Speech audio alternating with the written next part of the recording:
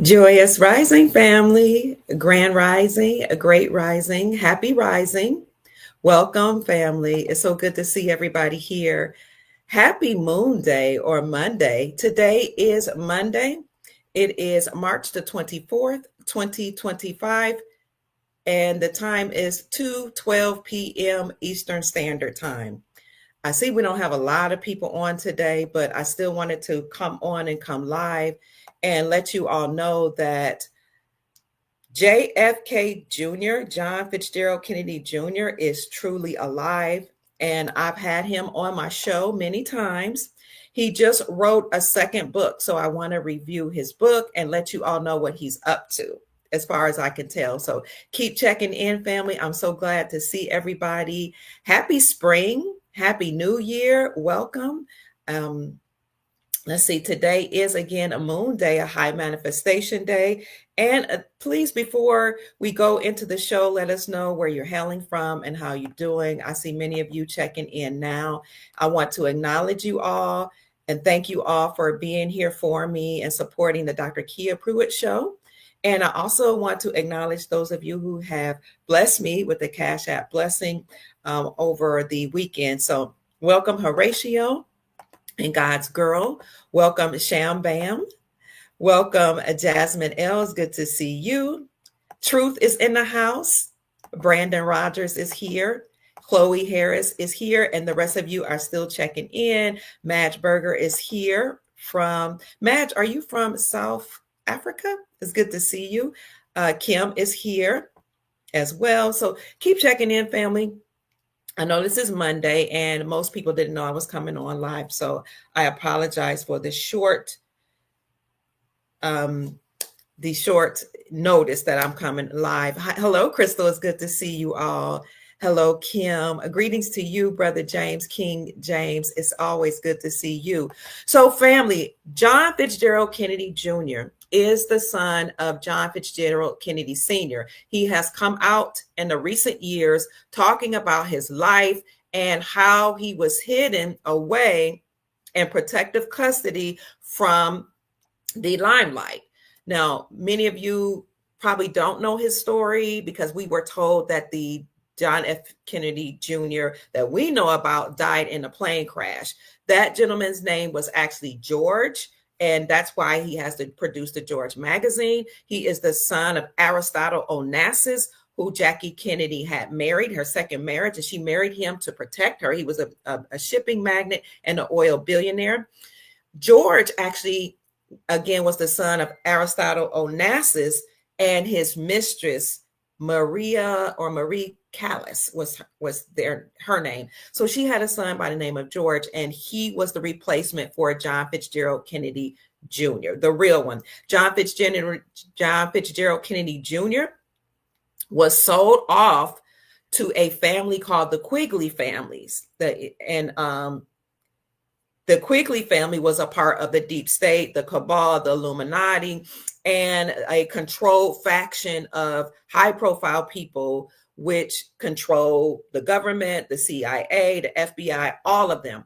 This is why Donald Trump, or the person playing the character of Donald Trump, is dismantling the deep state, because not only are they a so-called fake government, but they are the cabal. They are billionaires that control the world. They are a mafia. And I think it's interesting that President Trump just released the Kennedy files recently, like a few days ago, right on the precipice of John Fitzgerald Kennedy Jr.'s second book called The Historian's Tale. It's called The Historian's Tale, The Amazing Return of President Kennedy's Son. I reviewed his first book called Stolen Identity maybe a year and a half ago, and I will put that book review up after I do this review, because I done it on my other channels and my channels got taken down. I had to actually find that first book review, but I'm going to review this one right now, and then I'll re-upload that first book review. So this is what John Fitzgerald Kennedy Jr. really looks like. I've interviewed him many times on the show. I'll bring him back on if he's open to it, because it's so important to tell his story. Many of you know that his father actually said that there was a criminal cabal, his father said there are a group of people that controlled the world, and a group of people that were trying to eliminate all of us off the planet. And he said, before I leave this high noble office, I will disclose who those people are. And then they got rid of John Fitzgerald Kennedy Sr. So I'll try not to make this long. You can't hear? The sound is gone. What? Can you all hear me?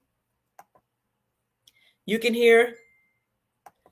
Somebody said I should have just got John on. I will get John on with me. But I always do a book review before I do the interview. Okay. So this is called, again, The Historian's Tale, The Amazing Return of President Kennedy's Son.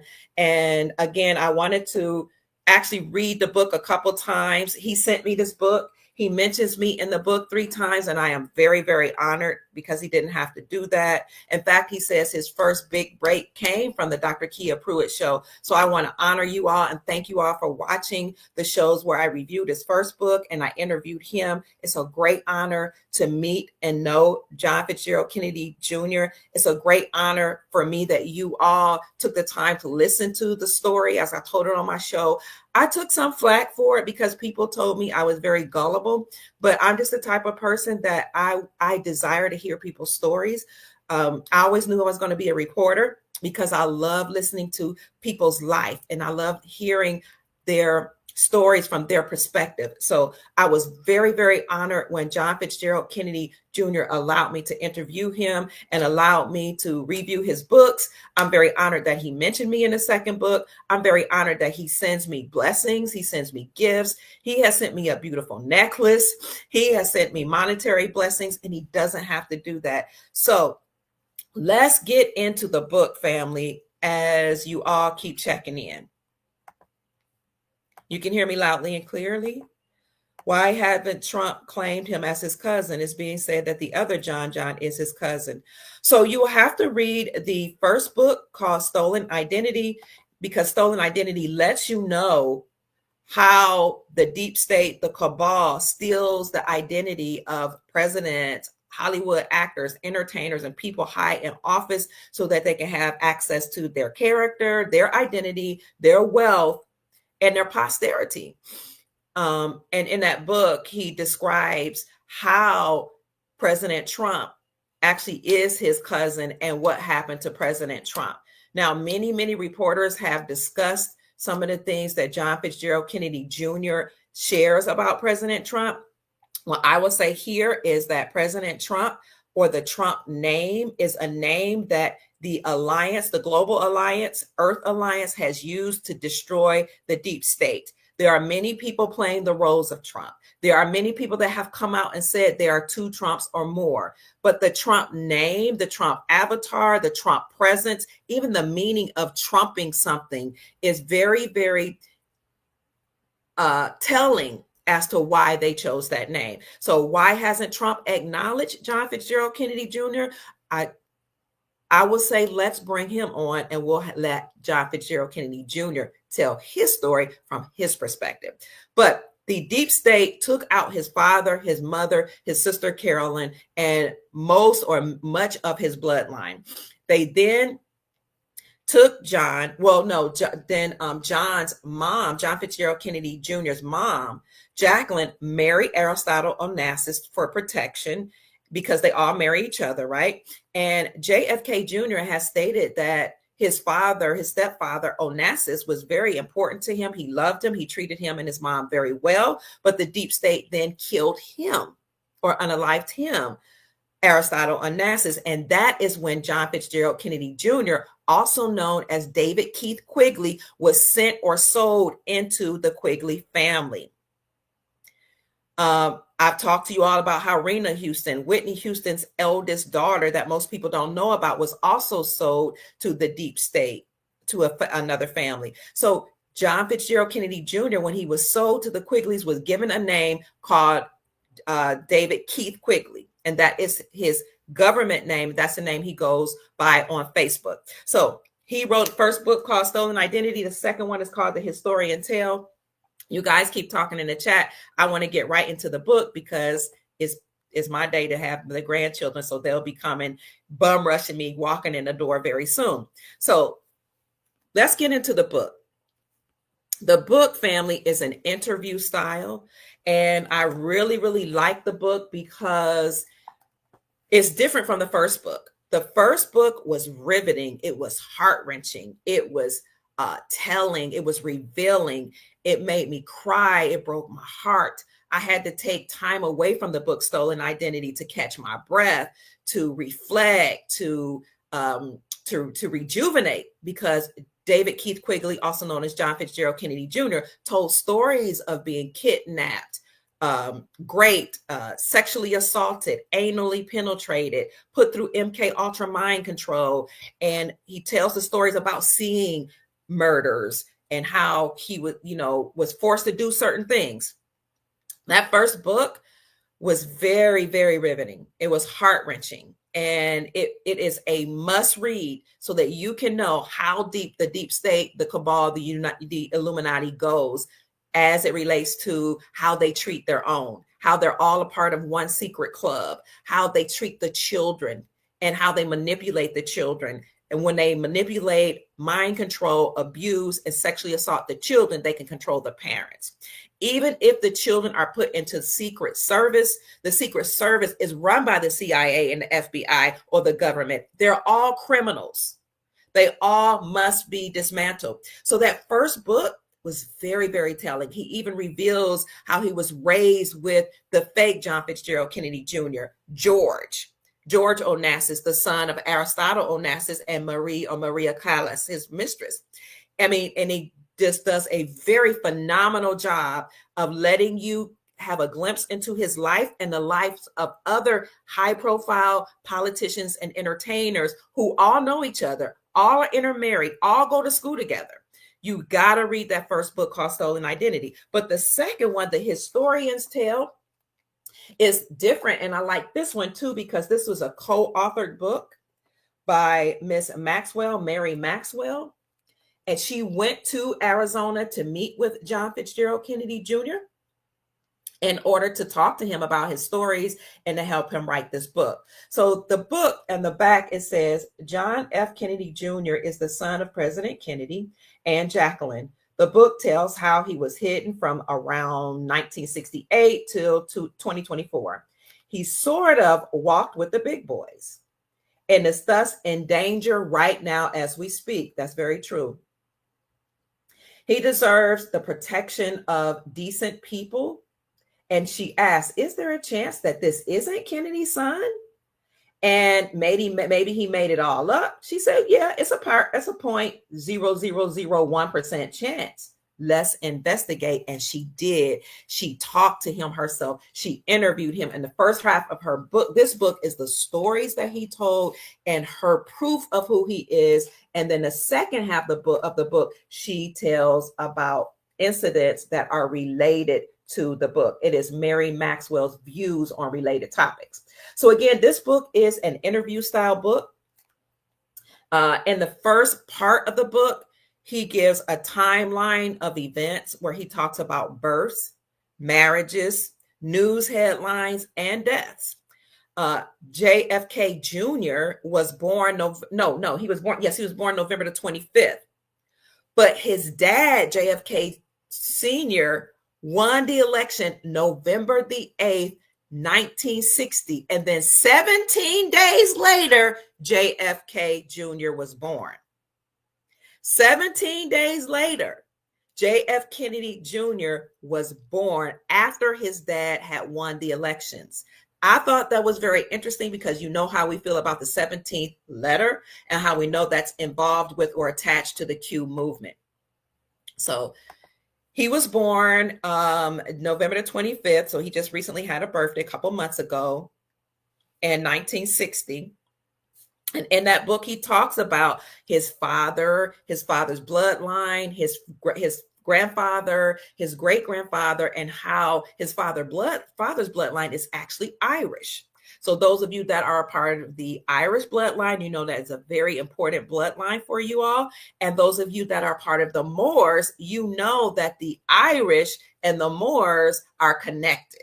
And the Irish, when they came to America, were very mistreated because of their Moorish bloodline. They still had that the Moors or the Moabite or that so-called black bloodline that wasn't completely washed out. So that's why a lot of them had their red hair, that kinky coarse hair, but it was red. When they came to America, they were mistreated. And a lot of the Irish, not talking about the rich, wealthy ones, but they got involved in the underground economy because they were not considered white. For those of you who don't know that, he doesn't describe that in his book, but I know that from my historical perspective from doing research. The Irish were not considered white. So many of them, just like the Italians, had to figure out how to survive in capitalism here in America. So thank you for continually chiming in. Thank you for the Cash App blessing I just heard, and I'll acknowledge you all in a few minutes. So John Fitzgerald Kennedy Jr. in his book talks about the Irish bloodline and how his dad was actually recognized in Ireland, and how his dad and his grandfather had some type of dual citizenship. And JF Kennedy Jr. probably can still lay claim to his Irish bloodline. And in Ireland, they still acknowledge JF Kennedy Sr. as being Irish, and they have like a whole library of information on him there. So JFK Jr. does talk a little bit about his Irish bloodline, about his grandfather, and he talks about how his grandfather was a part of the secret society, and how all presidents are parts of secret societies, or I always say an occult, so to speak. And I don't say that in a disrespectful way. I mean, they're just different. They come from a certain bloodline. And so he doesn't really know how deep that bloodline is, whether they're not part of the Illuminati, but he does acknowledge that you have to be somewhat part of the Illuminati or this secret society bloodline in order to even be recognized or considered for the presidency.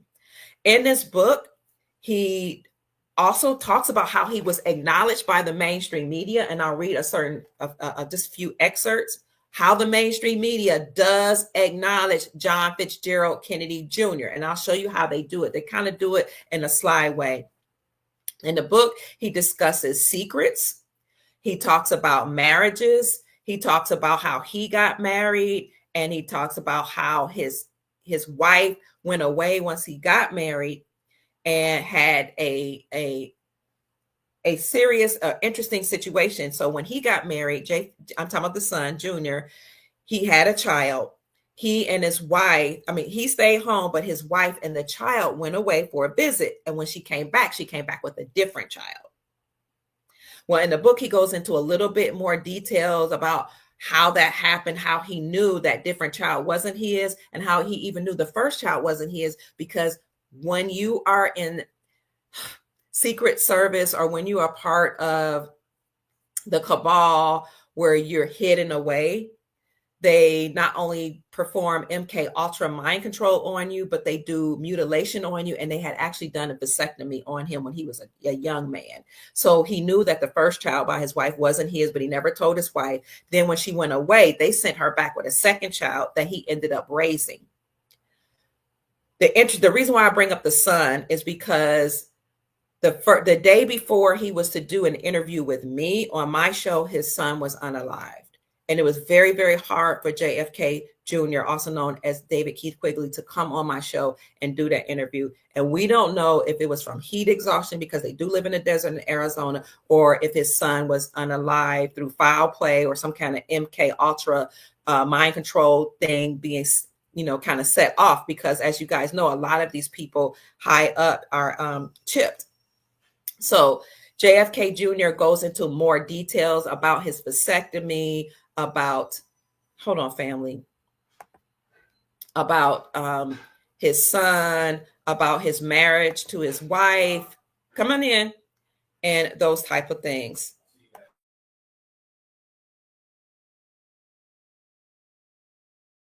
Excuse me, family. My grandchildren just walked in.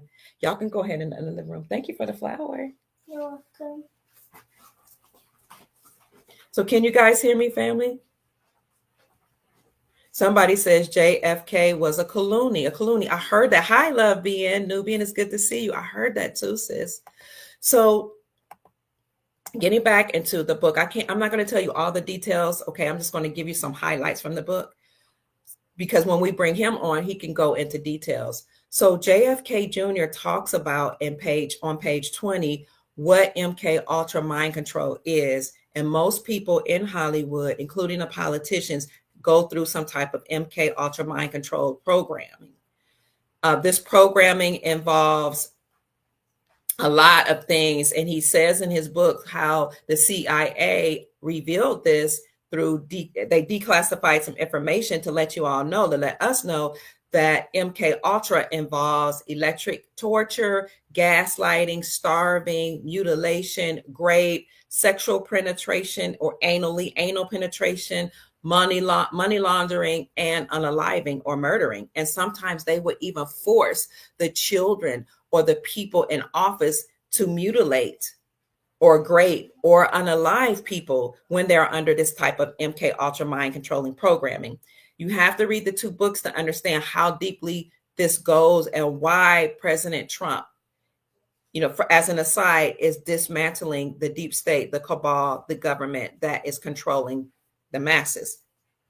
So he even reveals how on page 23, Mel Gibson and Corey Feldman had told us child abuse is actually institutionalized in Hollywood. And this child abuse is part of the MK Ultra mind controlling program. This is what JFK Jr. went through when he was in the protection program, when he was hidden out after his father was unalive. He also talks more in depth about the Illuminati. He talks about wealth of these people that are high in office and how the wealth comes from, maybe some good things like oil business or real estate, but a lot of it also involves money laundering, death, and stolen identities. This is why, people kept trying to tell us in the 1980s and early 1990s that the original Donald Trump was unalived in 1989 in a plane crash. So when John Fitzgerald Kennedy Jr. said that to me, I wasn't that shocked because we had heard that. We heard it back then. We heard many of the reporters that were a part of, who was that? I would just say many of the reporters that weren't that well known were saying this. We also heard, who was that? What Dick Gregory said there were two Trumps. Dick Gregory was a comedian and he ran for presidency. He actually said he won, but that the cabal had, miscounted the votes. Dick Gregory was a man classified as Black or African American that was a comedian, but he was also a political commentary. He gave political commentary. He said there were two Trumps. My left hand is itching. Also, the guy that wrote Gifted Hands, can't think of that doctor's name, that was a part of the urban housing development under the first Trump administration. He said there were two Trumps, one with the red tie, one with the blue tie. But I'm just saying that we had heard stories that President Trump was unalived in a plane crash in 1989. Whether people believe that or not is, up for debate. It's not my business. I'm just saying that the reason why they do those certain things, for those of you saying it didn't happen, but you want to know why they would do that, is so they can steal the identity and the wealth of that person, and they can control the narratives. Now, it is possible that President Trump, some of you will say, escaped the plane crash, and that's true. It is possible that he was unalived, but we do know that somebody else is playing the Trump character. We've seen many different Trumps where he's taller than usual. We've seen many different Trumps with different colored ties. We can tell by the hair. We can tell by his mannerisms that there are different actors playing this person known as Donald Trump. So there have been different actors that have played other people. And we know about this because we know about replacements in Hollywood. Well, in the second book, he goes into a little bit of detail about that. And he kind of fills in the gaps in this second book called The Historian's Tale. He also talks about Black Ops and how he participated in Black Ops, how David Keith Quigley, also known as John Fitzgerald Kennedy Jr., was trained. So he had in military, he is trained in the Army and the Navy basic training tactics, as well as performing in Black operations or Black ops. He doesn't quite remember or know if he was involved in the CIA and other areas of the CIA, or like, certain things like maybe dealing with mutilation of other people, unalivement or what, because he has been traumatized. So he's not quite sure about the CIA, but he does know he participated in Black ops or operations. He also goes into details about how he escaped the plane crash that could have taken his life. He was involved in the same plane crash as his stepbrother. This, if my memory serves me correct, he was involved in the same plane crash with his stepbrother, George, who was his body double, John Fitzgerald Kennedy Jr.'s body double. He was involved in that plane crash, and he talks about how he was noticing that they were about to crash and how George, or JFK Jr., the fake one, was arguing with the wife. And at the same time, the plane was losing its traction. And he talks about what was happening at the time, what his thoughts were, how he could see the plane was about to crash. And he gives in detail how he survived it. Because people keep saying, if he was involved in a plane crash, how did he live? But you got to remember, this man was militarily trained. He knows how to protect himself. He knows how to grab certain things to make sure he's safe in case he lands in water. He knows how to survive crashes. He knows how to do certain things that I won't go into because he describes it in the book. But I love the way he fills in the gaps of what happened that fateful day that his stepbrother, crashed in that plane crash. But it was not the real JFK Jr. The real JFK Jr., again, was in the plane with him. He actually grew up with him, went to the same schools with him, participated in Hollywood movies with him, different activities. And I'll bring him on the show so he can tell you in detail how that happened, where they were actually growing up together and real together. Remember, his father is Aristotle Onassis, and Aristotle Onassis is or was the husband of JFK Jr.'s mom, Jackie. So he talks about how that plane crash happened. And I love that he fills in the details. He does such a phenomenal job of letting you actually relive that very traumatic experience and what that was like, and how once he survived the crash, he was surrounded by a lot of people, military people high up in office, the government, that pulled him out of the waters and resuscitated him. And because the waters was very, very icy, they were cold. It was cold. He was going in and out of consciousness, but they were right there. They covered him with blankets. It was almost as if they knew it was about to happen. And they made sure that he survived that traumatic experience. So family, he goes into detail for all of you that want to know how that happened.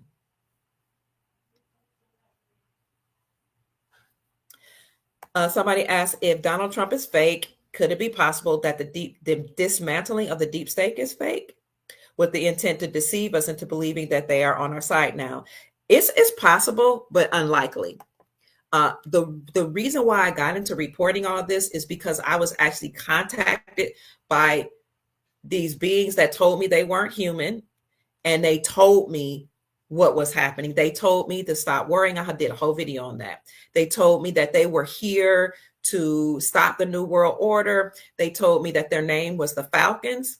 They told me that they put certain people in place to dismantle the New World Order. And they told me to raise the vibrational frequencies of the people all across the planet, and that they will help me do that. So that's how I even got into reporting all this. And that's when I started doing a deep dive into who President Trump is, why all this is happening. So yes, it's possible that dismantling is fake for some people, but it's highly unlikely. And in fact, this dismantling is happening in real time. And you can actually see it with your eyes when you look at all the things that I've been reporting, all the things that independent journalists have been reporting. You can see that this dismantling of the deep state is real. You can see the overturning that the Supreme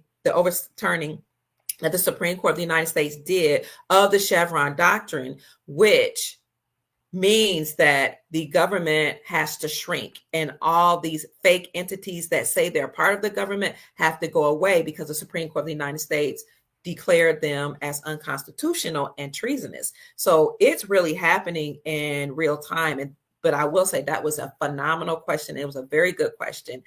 Even if it were fake, the fact that so many of us know how deep and sinister and evil the deep state is enough to wake up people and force the masses to stop buying into the slavery. Because a lot of us willingly participated in our own enslavement, even if it's through tacit agreement. We've been complicit in some regards of our own enslavement by tacit agreement, meaning that even if it wasn't a law, we kind of went along with certain things because we were tricked. But when you wake up and you say, I'm not going to be a slave anymore. I know you're wicked. I know you're evil. I'm not going to pay taxes because paying taxes is voluntary. And you wake up and you say, I'm not going to participate in the Department of Education. I'm going to educate my own children. Then they lose their power. Very, very good question. Thank you so much for that. So let's get back into the book. David Keith Quigley, also known as John Fitzgerald Kennedy Jr., describes how he was protected by a guy named Wayne. Wayne was also a part of the secret services or secret society. On one hand, it kind of seemed like Wayne was benevolent because Wayne would make sure that any type of traumatization that John went through wasn't, I guess it was vicious, but then he would appear out of nowhere and he would make sure that they didn't kill him. I'll put it that way. But Wayne also put him through a lot of rigorous training through the military. Wayne was kind of like in the shadows of allowing him to be abused, but not unalived. Wayne is a very important character in the life of John Fitzgerald Kennedy Jr. because it seems like he was his handler. He talks in detail about Wayne in his first book, but in his second part, it's almost like he is coming into some type of awakening of who Wayne really is, and that maybe that wasn't even his real name, that maybe his purpose was to handle him and to make sure that he went through some type of trauma, but again, that he would survive it for whatever reason. He also goes into the second book in detail about, or in some detail about, how he was protected by the Hells Angels. The Hells Angels is kind of like an outlaw motorcycle club or gang that we've always been told is evil and sinister. But the Hells Angels refuse to participate in the government's antics. The Hells Angels are an outlaw group because they know that the deep state is wicked, sinister, evil, and participates in enslaving people. Well, Jackie, John's mom, actually paid the Hells Angels before she died to make sure that he would be, forever protected. So it's really weird how, even though he was in protective custody and protected by the government and by Hells Angels, how he was still taken through these MK Ultra mind controlling programs that included mutilation, sexual abuse, anal penetration, and mutilation. And the reason why I keep bringing up anal penetration is because my training is in psychology, and I understand and understand from a psychological perspective why they do this, the deep state. They go through the back door or anally penetrate these children and even adults, because when you do that, you are accessing certain chakras.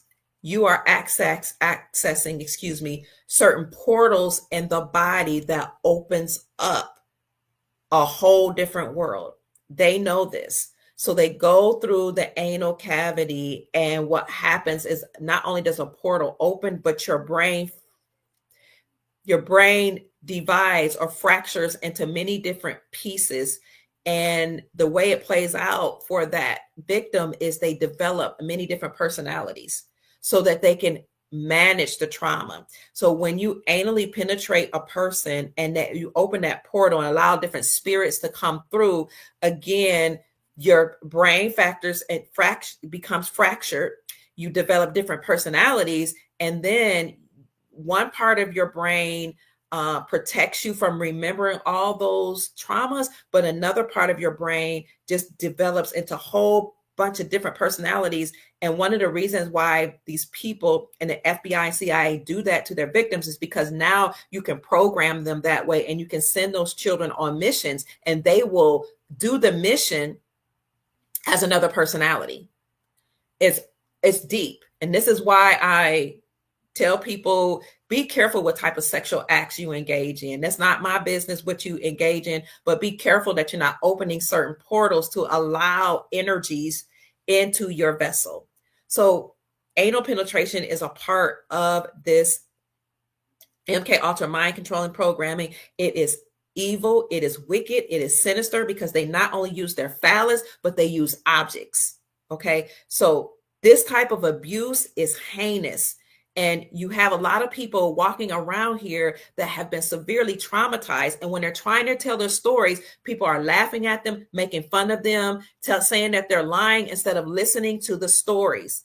But I have chosen to listen to the stories, and I'm very, very grateful that I did listen to the stories and bring John Fitzgerald Kennedy Jr. on my platform, because what he recently did is amazing. He recently just filed a wrongful death lawsuit over his mother Jackie's death. And that's very, very, very significant, because now people are going to have to start looking at things differently and acknowledging him as being the true survivor of JFK Sr. and Jackie. So again, he just most recently filed a wrongful death lawsuit over his mom's death.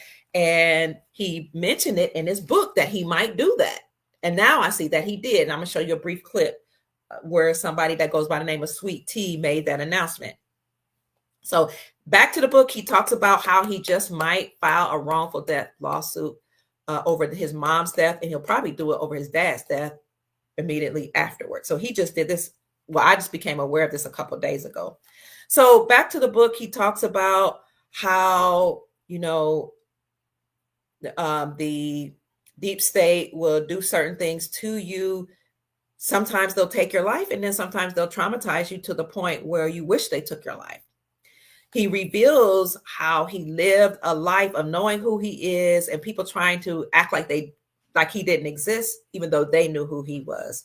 He goes in the book a little bit of detail about, the jobs that he did as an everyday person, and how the deep state, the Illuminati, the FBI, and CIA, through those programs, controls which jobs you're allowed to do, how much money you are to make, and if you are even to be paid. Okay. He shows a couple pictures in this book. Although the first book, he shows detailed pictures where you can see like his detached earlobe. And he says, thank God for my detached earlobe, because the same detached earlobe he has as a child, he still has today as an adult. So let me show you just a little bit about, before we get into the wrongful death lawsuit, I want to show you a little bit about the reviews, because the reviews are very, very telling of his first book. Keep chiming in, family. I'll read some of your comments in a minute. Hi, sweetheart. He calls me Kia Pet. Hi, John. Yes, John does need to keep himself safe. I agree, and protected. Blessings, family. So in the book, I'm looking at page 45. That's his brother, his stepbrother here. We're looking from The Historian's Tale, John Fitzgerald Kennedy Jr.'s second book. He says, personally, Time and all the other mainstream news outlets are aware of me, but they ain't telling it. Yet nowadays we have an alternative press. And let's see how long it takes until the straight press comes around and tells my story. My co-author, Mary Maxwell, annoyed by her inability to get straight blurbs for the back cover of this book, has provided a few suggestions. Oh, these are a few suggestions. Okay. The Washington Post. What a shock this book is. Who would have dreamed that a man living almost as a tramp is the son of a beloved president? The second one, this must be the book of the decade, if not the century. Congratulations to the child who lived through the torture and grew up to be an exceptionally responsible and caring citizen. The New York Times. Mary Maxwell, an old Bostonian Irish Catholic. Oh, that lets me know, that reveals why she's interested in the book. She's an Irish Catholic. She's done us proud. After revealing the truth about the marathon bombing, she has now got the backstory on the life of JF Kennedy Jr. So, when I first read that, I thought they were saying this was actually some of the reviews from mainstream media, but it looks like those are just her suggestions of how it could come out. I'm gonna have to read that a second time to see exactly, or I'll ask him why he put that in the book. But when you look here on the bottom of that page 45, he says, mainly I have been recognized by podcasters. The first big break came from Dr. Kia Pruitt. And by today, January 15, 2025, Sue Greenwald has interviewed me numerous times as well. So he mentioned me for the first time here. He says his first book, big break, came from the Dr. Kia Pruitt show. Thank you so much, JFK Jr. I am honored that you mentioned me in your book. And thank you, family, for listening to his story. He says, these friendly shows gave me a platform from which to ask my lions, that's what he calls his audience, to help spread the word even further. Thank you, precious lions. Then he goes and he talks about the reviews that are received from his first book called Stolen Identity, which you guys can find on Amazon. And he talks about the bad reviews and the good reviews, which I thought was very fair. One review that he gave, I really, really like. It says, as you read the book, the first book, Stolen Identity, you actually experience what John Fitzgerald Kennedy Jr. goes through, and you try to fight back and escape with him. What the reader learns is that the so-called government is a deep state, evil, mafia-style cabal that controls every segment of our society, including politics, economics, education, arts, and entertainment. They control communications, religion, sex, and more. I, Kia Pruitt, the person who wrote this review, have spoken to John F. Kennedy Jr. several times. He is very kind and compassionate as a gentleman, despite all that he has endured. I admire his courage and resolve to restore his father's legacy. We must get this story out to the masses. Justice for John F. Kennedy Jr. is justice for all. And he goes into more details about my review, and he shares other reviews that, were done by many different independent readers that I thought was very, very enlightening, encouraging, and just good to hear. I appreciate that he also gave negative reviews, because I think it's important for people to hear both sides, whether or not people believe the story, why they believe the story, and why they don't. The purpose of me coming on today was actually just to review his second book. The first part of the book is written by John Fitzgerald Kennedy Jr., also known as David Keith Quigley. That's him. The second part of the book is written again by his co-author called Mary Maxwell. She reviews just a little bit about his story, but she reviews and give her views on related topics. In this book, he also, on page 48, shows the certificate of live birth that was given to him by the government, but it is in the name of David Keith Quigley, which is really interesting that they will not give him his original birth certificate. But it is a certificate of live birth. He was able to get a driver's license from this and some other things, but they will not release his original certificate of live birth for his name, John Fitzgerald Kennedy Jr. He has taken many blood tests, but you got to know who controls the blood tests, the deep state, the Illuminati. But he does give and provide some proof for who he is in this book. That's why I highly recommend it. And when you read this book alongside the first book, you get a clear vision of how he lived his life and how how he experienced life through the eyes of being a president's son that was mistreated and abused and lived like beneath, not like a regular person, but like a traumatized victim. Like he didn't even get the opportunity to live a normal life at all. And when he came out just a few years ago, he started remembering a lot of things that he had relived. And as he tells his stories, more and more comes out, and his lions or his audience shows him different things that kind of jogs his memory. But I think that the most important thing that has come out of this book is our awakening of how evil the deep state is, and our showing him love and support. And that inspired him to file this wrongful death lawsuit over his mother's death. And this is just happening right after President Trump released the JFK Sr. files. Now, I have this feeling deep in my soul that JFK Jr. is going to be acknowledged. The way I see that happening is that once the deep state is dismantled by Trump, Trump will then step down because Trump is the CEO and commander-in-chief of the United States Incorporated. So he will step down with the sinking ship. The captain always goes down with the ship. Remember, he not only is the CEO of the deep state, or the United States Incorporated, excuse me, but he's using their tools against them, the executive orders, to dismantle them. Then, according to Dr. Kia Pruitt, he will step down, the republic will be restored, and JFK Jr. will be acknowledged, and we will go by the by constitutional law, and that will transition into common law or tribal laws. So I want you to look at the certificate of live birth here. And when you get the book and read the stories and read how he has tried to get his real birth certificate, how, you know, he does provide some proof of who he is, and how he is moving forward to sue the United States for the wrongful death of his mom. And then later on, he'll sue the United States for the wrongful death of his dad. He also, on page 53, talks about how all of the things that the deep state is doing, and not only done to his father, his mom, and his family, but what they're doing now is treasonous. And he says, and he backs me up because I've said this before on page 53, that the penalty of treason or for treason is death.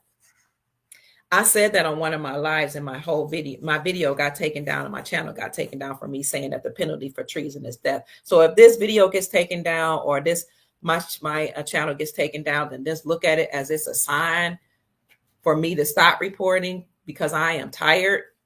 You know, I went through years of people talking about me, telling me I was a liar, telling me I was crazy, calling me racist. How can you be racist? You know, tell me, you know, you're classified as Black, you're a Black woman, you hate Black people because you support Trump, you hate Black people because you are against the deep state, you don't support the FBI and the CIA. They called me an Uncle Tom. I've been threatened by rape. I've been threatened to be unalive, especially early on in 2017 when I was reporting in support of the alliance taking down the deep state, and in support of the Trump name taking down the deep state. I was threatened by men. I had to have my sons to protect me. I've had my sons to have to man up against some other men who threatened my life. I've been on many platforms where I would be reporting the news or going on other people's podcasts in the so-called Black community to warn us and to wake us up. And on those platforms, people would come on and try to discredit me. And even some of the people on the shows that were hosting the shows would invite me on, acting or seeming like they were in alliance with me, but then participate in tearing down my character or making fun of me. But then they had an awakening, and they didn't come right out and apologize, but they did say, I can see that Dr. Pruitt made a lot of sense, or I can see that Dr. Pruitt was right about, you know, the deep state, or she was right about there being an alliance that's taken down the deep state, or Dr. Pruitt was right about a pandemic coming, because I sounded the alarm before the pandemic even came. And I wrote an article that went viral telling people that we were about to go on lockdown, that we were about to have curfews put upon us, that the military was going to take over and that the National Guard was going to take over and that we're going to all be locked in our doors. This came from, remember the beings, I had some visitors that came and told me stuff was going to happen. And then my research led me down a very, very serious path to figuring out what was happening. So some people call me a prophet. Some people call me a false prophet. People call me many different things. They try to discredit me all on social media. Even the people who run and control social media took down many of my videos, many of my channels, stole my money. They're still stealing my money. They still owe me tens of thousands of dollars. But I'm saying all that to say that when you're called, when you're sent, as Chief Mack says, you will continue to do the work, even though you go through a lot of emotional abuse. So I said that to say, if this channel gets taken down, it probably won't be another one. I'll start doing something else. But you can find me on Rumble. I do have a show, Dr. Kia Pruitt show on Rumble, and you'll find me on different other people's podcasts that have put up my videos. So I brought that out by saying that I'm going to say out loud that the penalty for treason is death. The deep state has committed treason. The United States Incorporated has committed treason. The FBI has committed treason. The CIA has committed treason. CPS coming into your home, stealing your children, they have committed treason. Homeowners Association and their directors that stolen money and collecting your fees and telling you cannot grow vegetables in your own yard have committed treason. The Department of Motor Vehicles, or whatever, the DMV, they have committed treason. All 441 agencies, including the IRS, they have committed treason. The so-called government is a cabal, deep state, money laundering, sex trafficking, rapist organization that has committed treason, and the penalty for treason is death. Off with your heads. I'll be glad to see you go. God's people have to be liberated. And if people like me and John Fitzgerald Kennedy Jr., the real living son of the legend John Fitzgerald Kennedy Sr., have to be the lone voices that will tell the unadulterated truth, have our money stolen, our channels taken away, and he's been through even more than I have been. He's been literally raped and abused and psychologically traumatized, not only by the deep state and the government and the people that were supposed to protect him, but by many of us, the audience, who tries to make this man look foolish. But you know what? We're going to keep speaking anyway. And you're welcome for your liberation. You're welcome. But at some point, we will all stop talking, because the time has come for truth to be revealed, and the time has come for us to awaken so that we can fully transition into the golden era, where we will use the money that the Most High has given us, the wisdom, the information, and the knowledge to rebuild our countries and our legacies and restore and rejuvenate the human spirit. John Fitzgerald Kennedy Jr. says on page 53, per the United States Constitution, a penalty specifically available for treason is death. Death. So for you all that have been asking me, why are so many government offices being closed? Why are they downsizing the government? Why are corporations closing? Why are banks closing? It's because many of them were funded by money laundering money, child sex trafficking money, human trafficking money, as well as they participated in a lot of nefarious activities. So their time has come to an end. They have to cease to exist. And many of them that were the head of these corporations, head of these banks, head of these government operations,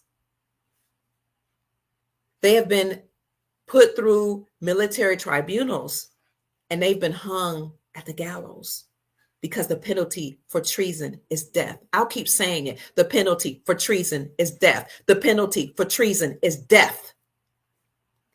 So when the Supreme Court of the United States this summer overturned the Chevron doctrine, essentially what they said is all those government agencies, that had created themselves did so unlawfully. All the ones that I mentioned, FBI, CIA, it's 441 of them that I have a list of them. They created laws that were not in alignment with the Constitution for our the Constitution for our republic, the Constitution for America. They created these so-called laws that are not laws. They are legalities, statutes, codes, and policies that are outside the realm of the law. And then they sic their policy enforcers, called police officers, after us, force us to pay fines and penalties if we don't abide by them, access your trust by locking you up and paying themselves after you've paid the penalties and fines. And because they've all been in cahoots with one another to enslave us and to take away our right to liberty, life, liberty, in the pursuit of happiness, the Supreme Court of the United States said they have committed treason. The Chevron doctrine allowed the government to get away with this.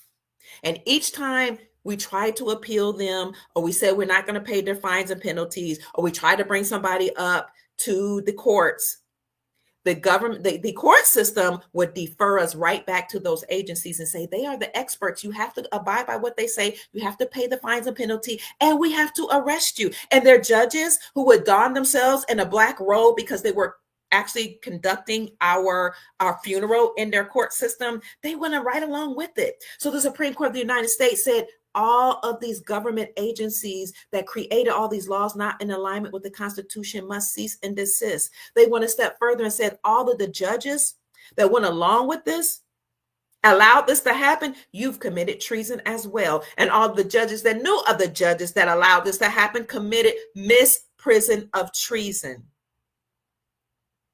This is why Donald Trump, who is under court order, being told what to do by Earth Alliance and the Galactic Federation, whatever you want to call it, these entities that are not human, he's under order, whoever playing his character, to dismantle the deep state. So people will cry, they'll moan, they'll complain because they're losing their jobs, and I feel the pain. But at least you're being given an out with some type of initiative, whether you're given a buyout or just told to leave with just a little bit of money. At least you know that the government will cease to exist. We don't need the government. Govern means control, to manage, meant the mind, to control and govern the mind. Supreme Court of the United States said they have to be dismantled. This is what we see playing out. So to the person that asked earlier, could it be that that's fake, that they're just lying to us, that this is happening? It is a possibility, but that's not what's happening. They're literally being overturned. People are really losing their jobs because they were a part, unfortunately, of the federal government. The Department of Education is literally being dismantled right before our eyes. The monetary system is, and the IRS, as well as many of those government agencies. But a lot of people that were over them, not their average workers, a lot of people that were over them were part of secret societies.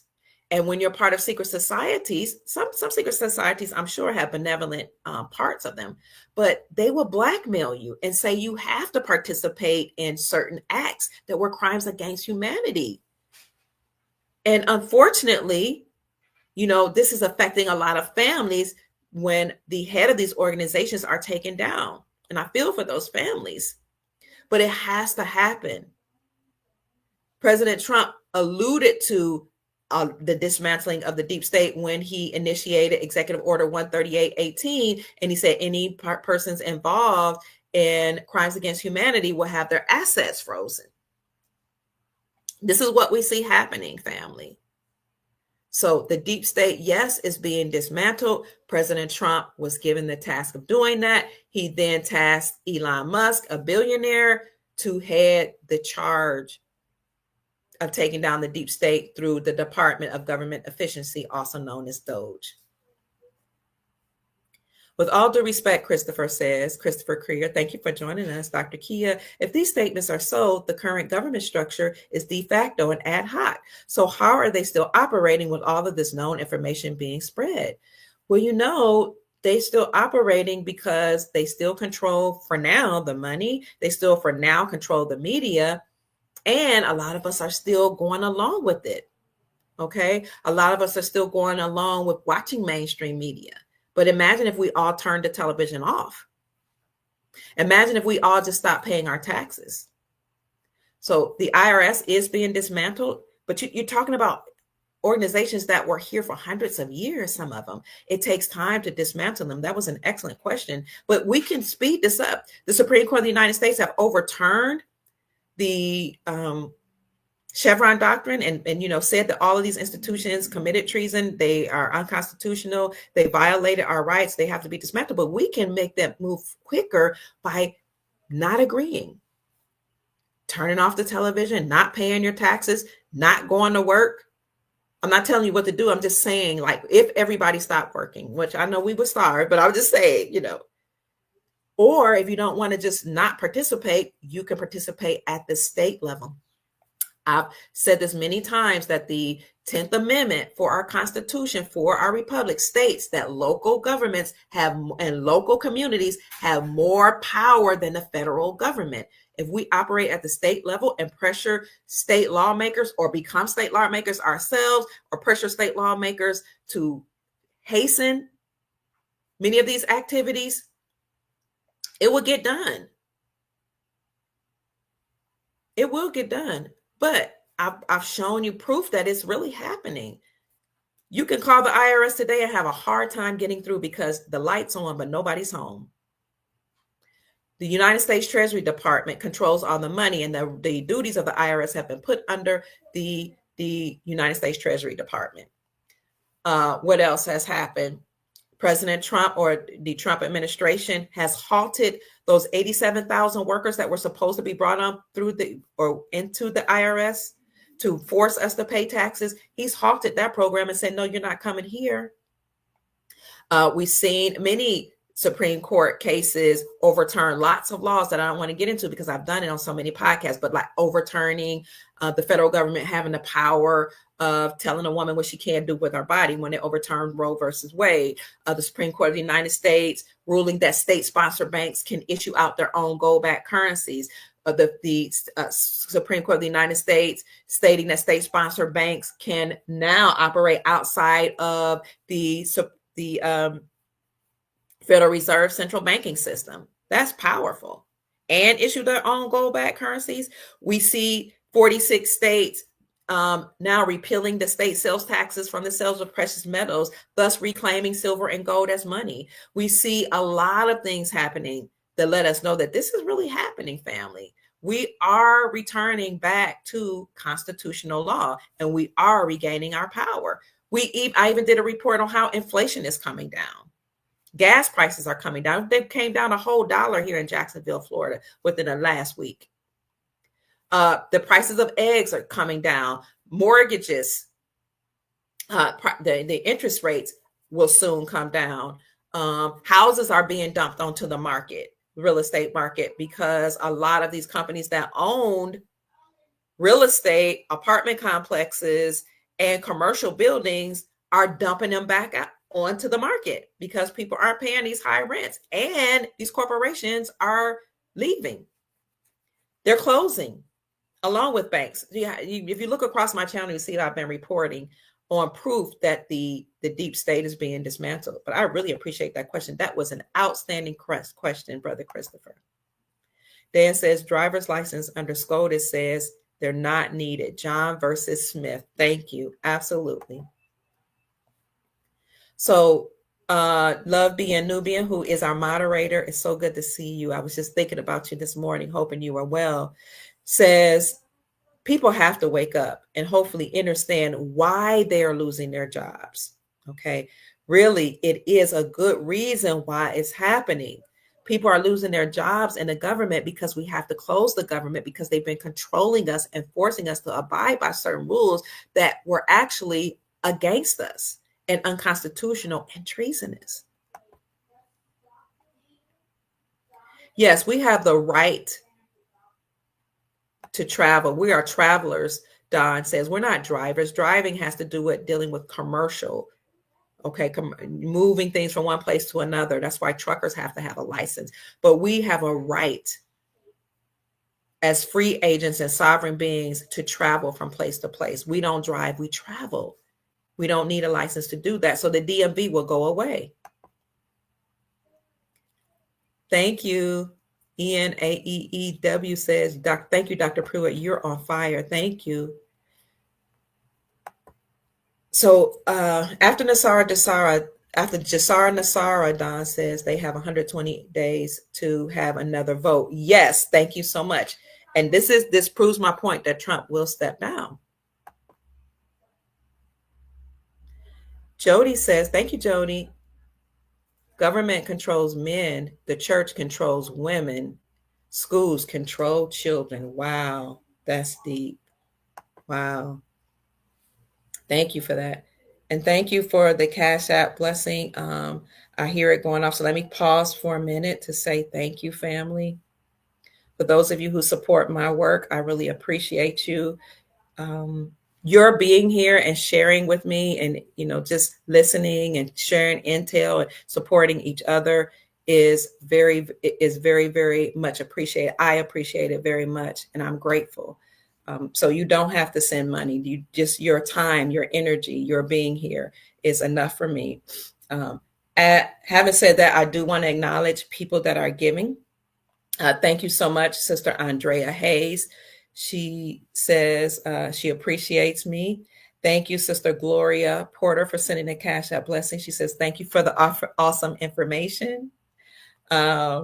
Norma Salazar says, thank you, Dr. Kia Pruitt. I'm sending you love. And she sent a blessing, a huge blessing. Thank you so much. Milton Griggs says, this is a donation. Thank you so much, Milton. He says, I love you.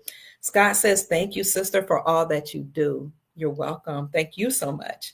Han Lee says, this is a gift to you, Dr. Pruitt. Thank you. Sister Carol Rashford, who often sends a Cash App blessing, sends her love. Thank you so much. And for those of you that ask, my Cash App is $ Mama Kia 13, MAMAKIA 13. Barbara Pittman sent me a blessing. Thank you so much. $50. I appreciate you. God bless you. Thank you for your sacrifice. Sister Deidre Hawk says, I appreciate you, and sends a purple heart and a Cash App blessing.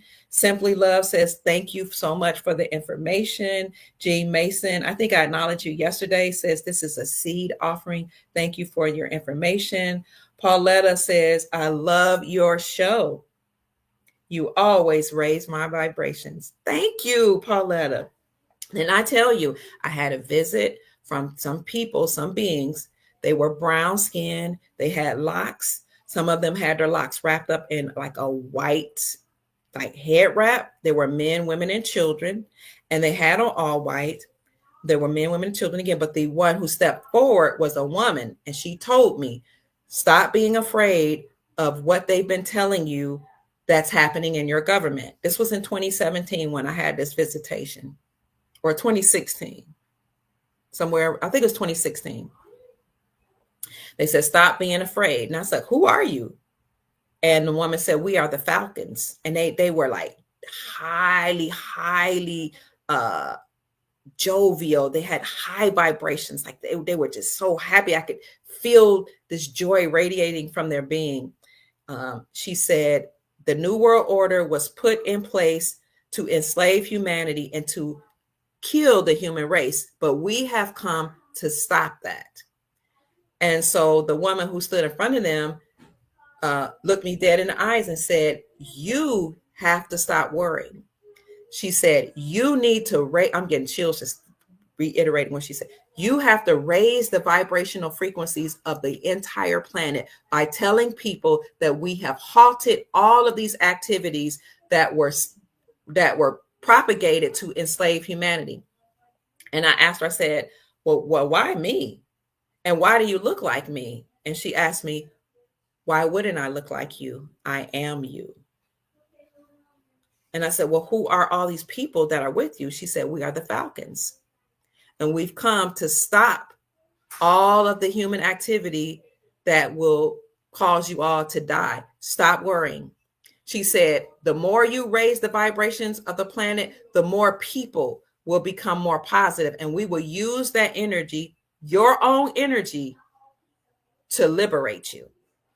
And she told me about a lot of different things about diet, how we need to change our diet, stop eating salt, stop eating sugar, how we need to, drink more water. She told me how we were to start to focus on all the good things that are happening and to focus on only positive news and information. And she said, just like the negative entities use fear and trauma to control you, because you emit loosh, or that psychic energy called loosh, and how those entities use that and they feed on it and they eat it, and it makes them enlarge and bigger. The benevolent beings that are here, uses our high vibrational frequencies to help liberate us. So she told me a lot of things in that it was just a quick time that she visited me. This whole group visited me, but she said, raise the vibrational frequencies of the planet and give this information out to as many people as possible. Once she and these people that were with her left, I immediately felt a surge of joy enter my body and positivity. And I felt so empowered to get out this information. And I went on a deep dive of research. And it just seems like I started getting all type of dreams of downloads and visions. And I was able to see a lot of things beforehand. That's how I foretold the global shutdown and the pandemic that was coming. But Chief Mack always said, some of us were not born, we were sent. And that's how I feel about you all, the soul family. You were sent. That's why you're here. You're here to support me, to encourage me, to help me, to lift me up. And I'm here to do the same for you. And we're doing the same by taking in the good information and not only taking it in, but spreading it and sharing it so that humanity can be liberated. So I know I started off this podcast talking about John Fitzgerald Kennedy Jr. and his second book, but I also wanted to let you all know that you're very important in this process of getting out the truth. So you can like the video, share the video, send it to your family members, subscribe to the channel if you want, or you can just intake the information for yourself to encourage you, and then share that. Share that along with what you know and who you are to help uplift your family members, because we have come to a time where people are waking up and they know that something has been happening behind the scenes to keep us enslaved. It's almost like we've been walking in a daze, family, for centuries. It's almost like we've been living a real life Truman Show. But now we're having a massive awakening. And now people that were involved in MK Ultra mind programming, trauma, bribery, child trafficking, child sex trafficking, I'm just letting it all hang. I'm just saying everything I'm not supposed to say right now because YouTube can take my channel again. Maybe I want them to take it so I can finally get some rest. So a lot of those people that have been through that programming, they're coming out and they're speaking out. Whether it be in their books, like the first book that JFK Jr. wrote. The first book was called Stolen Identity. I have it here somewhere. Or the second one called The Historian's Tale, which you can find on lulu.com, as well as his website. And I'll bring it up. And when they tell their stories, it might seem incredible, family, but I would implore you and encourage you to at least have an open mind. Okay. Consider that what they're saying could really be true, and consider that it is their story. And not only have an open mind, but just imagine what it would be like if you had to go through life like that, because we've all been under MK Ultra mind controlling program through the mainstream media, through the Department of Education, through religion. If some religions say there's only one true God. Another one say my way is the only way. Other religions say if your family members don't believe in this, and if they don't believe in my God, then you're not allowed to be around them. I know, because I've experienced it. I've experienced being told to stay away from my blood family because they didn't keep the 7th-day Sabbath. Okay. I don't blame the people for telling me that, because they were mind controlled, manipulated, and programmed. I love them. I understand and overstand how deep this programming is. Somebody told them the same thing. We've been mind controlled through the books that told us, that if you looked a certain way, you're a slave, and you'll be a perpetual slave for the rest of your life, and you'll be a victim. And then Hollywood movies came out to support those claims in the school books, that you came from Africa, that you were a slave, that your own people sold you into slavery and trafficking. You know how hurtful that is, how damaging that is to somebody's psyche?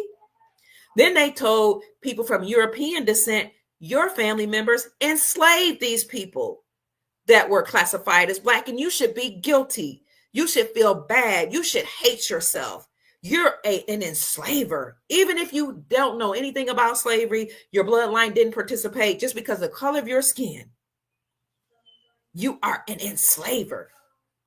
And you don't even know that you're hateful and full of hate, but you are, because of the color of your skin. Do you know how manipulating that is? How traumatizing that is? I rebuke it. I reject it. Reject it in the name of my ancestors. In my own name, I reject that type of programming and MK Ultra abuse. So, family, we've all been through some type of programming and enslavement, regardless of your skin complexion. And if you are a part of religion, you know how deeply the psyche can be controlled. You can't hang around your family members. Your God is the only true God. Their God is evil. The seventh day people are weird. The first day people are against the Bible. The people that celebrate Easter and Christmas, they're pagans. When every single religion that has a holy day, a high day, a holiday, however you say, it's all based on what happens in the heavens with the stars and the moon. All of it has to do with what happened in the celestial realm, because as above, so below. All of it. So if that person is a pagan and that makes them evil, well, then guess what? You also go by what's happening in the celestial realm. Even if you're in the house of God, where I came up, a Hebrew Israelite, Messianic Jew, that's how we were classified. Messianic Jew, Hebrew Israelite, house of God, whatever, Hebrew Pentecostal.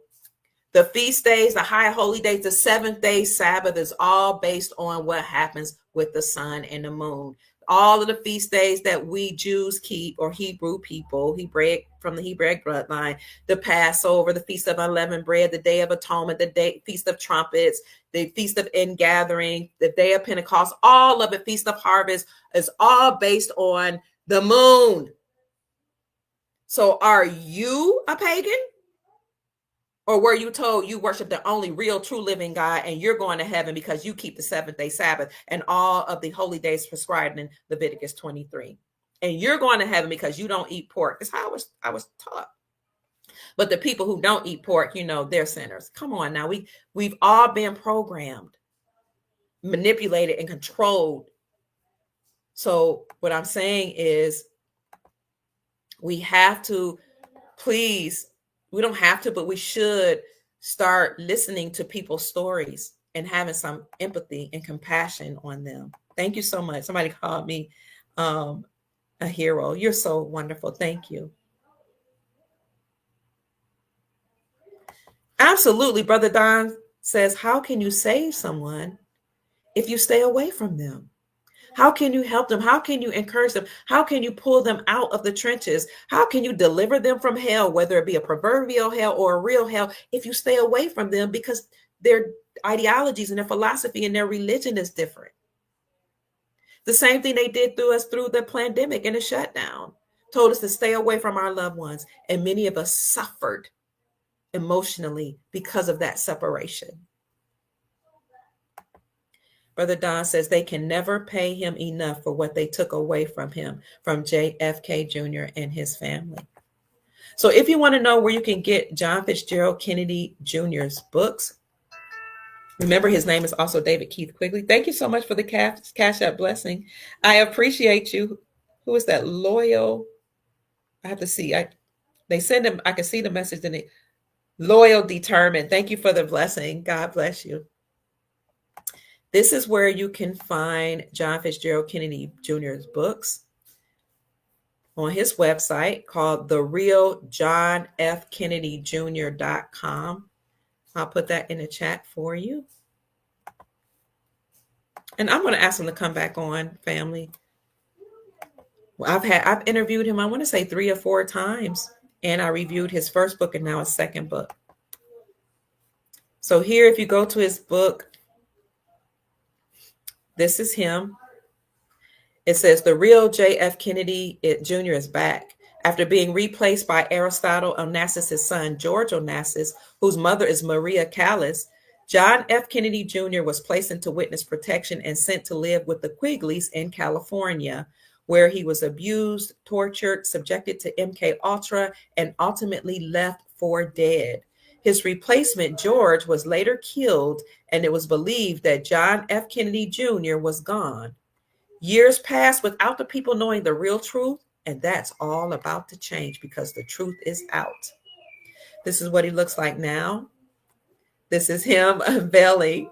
I just love this man. He's such a gentle soul. He is. Stolen identity.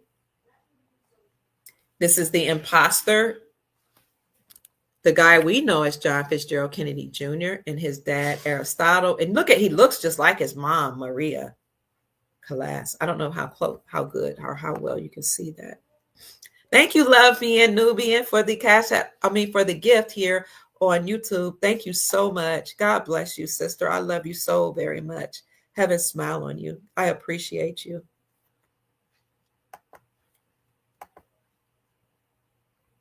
Here also on his page, on his website, The Real John F. Kennedy Jr., he unveils his book, his first book, Stolen Identity. That's what it looks like. And you can get your copy by clicking on this. David Keith Quigley, also known as John F. Kennedy Jr., gives an in-depth detail of his profound journey through the veils of darkness cast by those that want to stay in power by any means necessary. And then it says just in his second book has been revealed. The Historian's Tale, The Amazing Return of President Kennedy's Son. That's him right here. He shows some pictures. That's him here. He shows John. That was his replacement that you guys know. John, it's like an agent, a double agent. They're just really revealing who he is. John is different from JFK Jr. They give them nicknames, the replacements. This is the real JFK Jr. right here, and beside him is John because they grew up together. He gives a time analysis here. This is him. When you look at him alongside his pictures as a child, my God, they look just alike.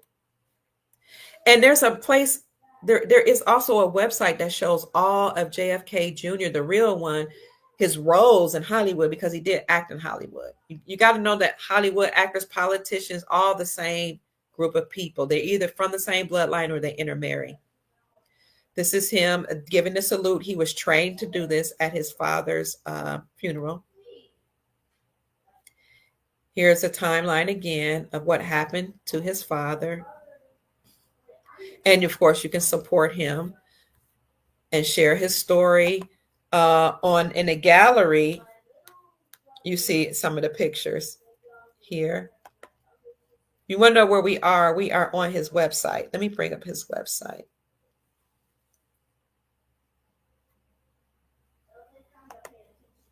Where's his website? His website is therealjohnfkennedyjr.com. I'm going to put it in the chat. I know they say people are saying, wow, it's creepy. It's weird how, they've been lying to us so long.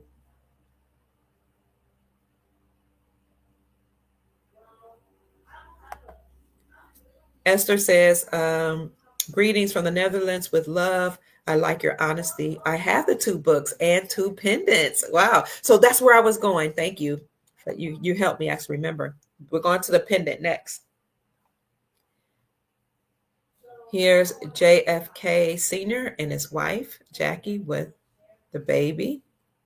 This is John, the real JFK Jr., when he was born in his mom's arms. And you see him here with his dad. You see his earlobe. You can see his big ears. He still have these ears right here. This is him. It looks like him. On my right, that might be your left. I'm not sure. This is him. See him in the colorful shirt with the big ears. They call them detached earlobes.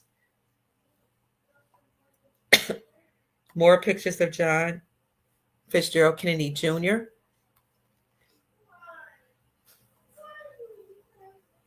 This must be, I don't know if this is John with him or not. These pictures are also in his book. Here's a more relatively recent picture of the real JFK Jr. before he cut his hair. This is Denzel Washington when he was a child. That's in his book. Here's John Fitzgerald Kennedy Jr. and some of the other children. They all grow up together. You got to hear what he says about Denzel Washington in that book. That's why information is coming out. A lot of us that watch Denzel Washington's work, many of us are in love with him, but we don't know what these people do behind the scenes and how they get down being controlled by the deep state. And he talks a little bit about that as it relates to Denzel Washington in his first book, Stolen Identity. More pictures.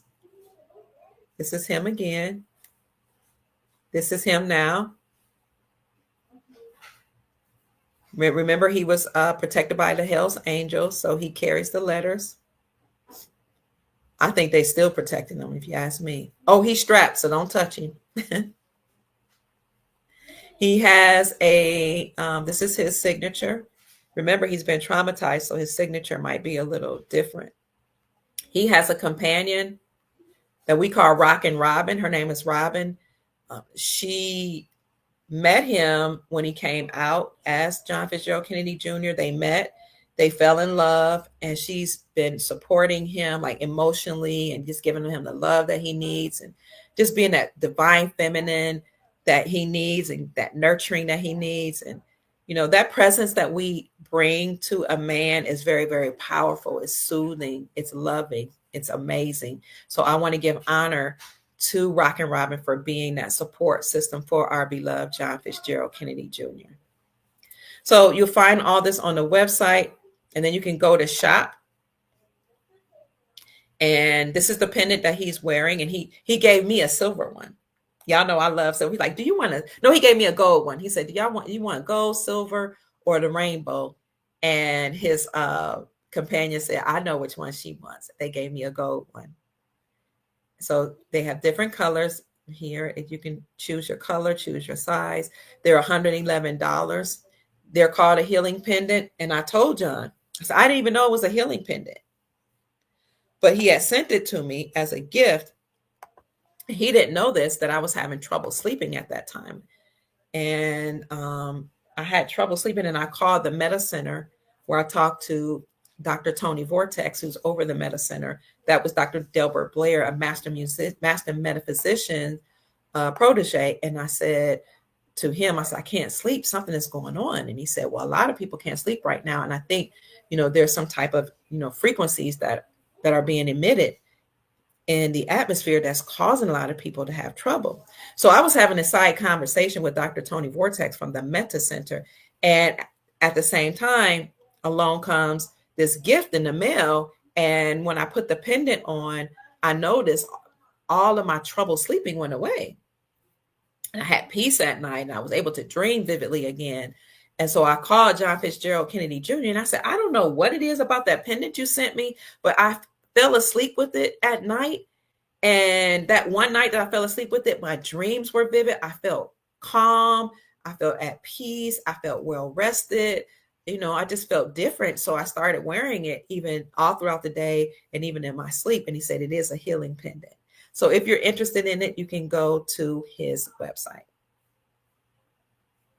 Jody says, please share John Fitzgerald Kennedy Jr. story, because the more we share it, the more people become awake and the matrix has to dissolve. I agree. MM said it looks just like him. The fake JFK Jr. doesn't even compare. Don says, make yourself some banana peel tea for sleep. Thank you. I'll do that.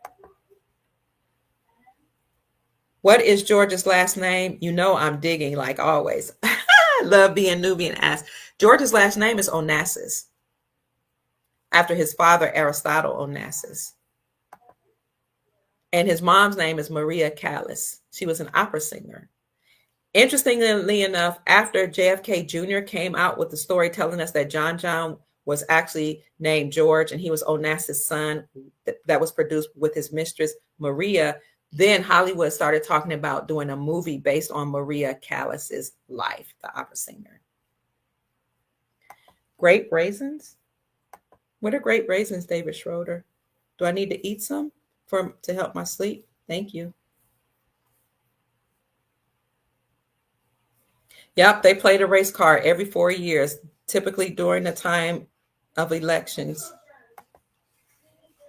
Dandelion tea, I will. My daughter told me about that. Thank you for that, Don. Oh, wow.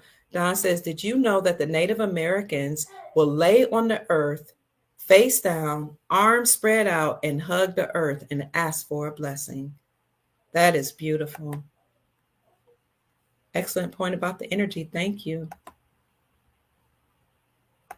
Oh, Theola says, I would love to hear about your visitation. Gives me chills. Thank you, Sister Theola Brown. It was an amazing visitation by a group of beings that told me we are the Falcons, told me exactly who their name. And the woman said, I am you. Why wouldn't I look like you? I am you. She gave me details. I did a video on it. I have to find that video and re-upload it, of how I am to conduct myself and why I'm going to share this information about the deep state being taken down and how I am supposed to encourage people to stay uplifted. She gave me that charge and said the more I do it, the more other people will raise their vibrations, and then they will raise the vibrations of other people around them. Thank you. I appreciate you as well. Yeah, all of these de facto entities are money grabbing. They got to be dismantled. Change is all over the planet. I agree, Sister Kay Wells and Sister Sophie. The changes are happening. It's just that people maybe don't know where to look. YouTube is violating our constitutional rights by they're posting ads while we're speaking right now on this podcast. They're breaking the law. I'll be so glad when they're all gone.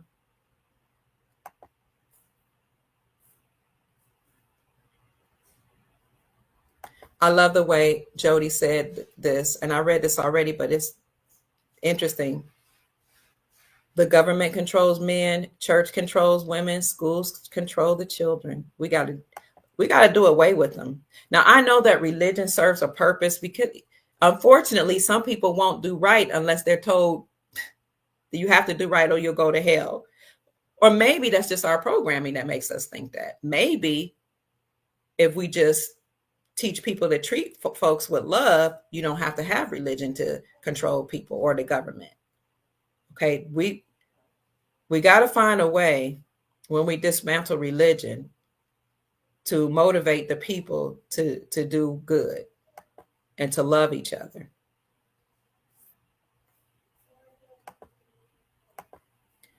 And then finally, I just wanted to show you all that President Trump is inviting the Chiefs to the White House.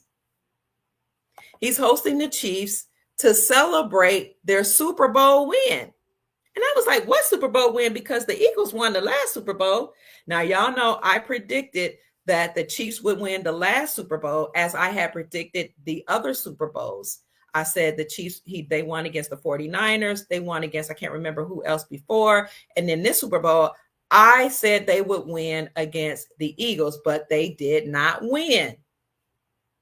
I said they would win because it is important for everybody to know that the Chiefs on the land are back in control. And I brought out in many other podcasts, like when I said that the Chiefs would win and they would win and they didn't this last Super Bowl. I said the Chiefs on the land are back in control, but the eagle represents the Roman Empire. And I showed many articles that support my claim that the eagles was the animal that was chosen by the Romans to represent the Roman Empire, which the United States Incorporated is a faction of the Roman Empire, because the eagle is a predatory animal. It was a very, very phenomenal animal that knows how to prey on its victim and is victorious at being a predator. That's what the articles say. And the eagle is a powerful animal. So the Romans chose the eagle to represent the Roman Empire, and that's why the United States Incorporated uses the eagle.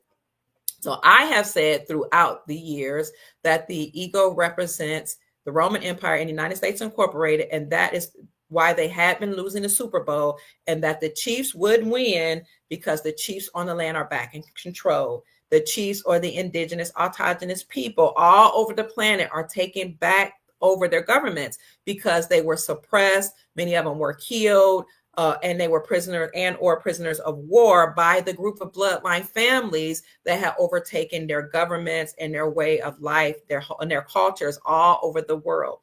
Well, when the Chiefs didn't win, people were like, Pruitt, you were wrong. You were a false prophet. And I said, well, I still hold to the fact that they were supposed to win. I found an article, but what does supposed mean? It's all rigged, right? So I found an article, and I showed you guys this a while ago, where Trump said, when they asked Trump who would win, he said, my bet is on the Chiefs. I thought that was interesting because I didn't know he had said that. He also said in his last Super Bowl that he said somebody messed up the game. Who did that? And he left during halftime. I did a whole video on that. I'll put that in the description section.